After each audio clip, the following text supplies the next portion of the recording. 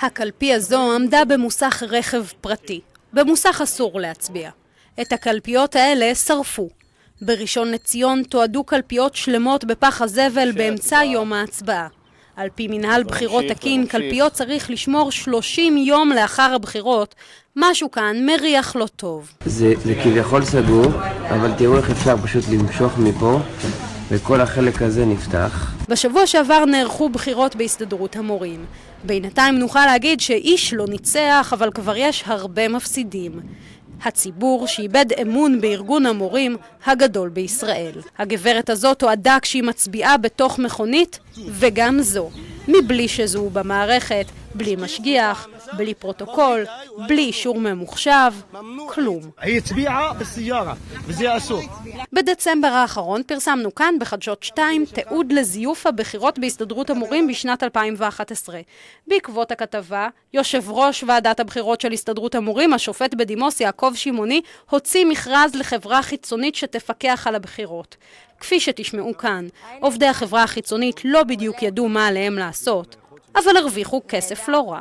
השכר היה 100 שקל לשעה. כשהגעתי למקום העבודה הבחנתי בריכוז עובדים מטורף. עשרות, אולי מאות, צפופים ב-50 מטר. אף אחד מהם לא עושה כלום, כולם מסתכלים אחד על השני כאילו מחכים שהמשיח יגיע. בשלוש שעות הראשונות לעבודה עליהם קיבלנו 300 שקל, על חשבון המורים והציבור לא עשינו שום דבר. אנחנו היינו במרכז הספירה הארצית ברמת גן.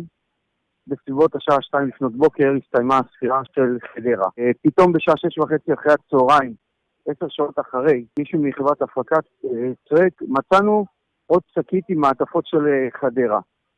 מביאים את השקית, ואנחנו רואים דבר הזוי. כל המעטפות פתוחות, אף מעטפה כמעט לא סגורה.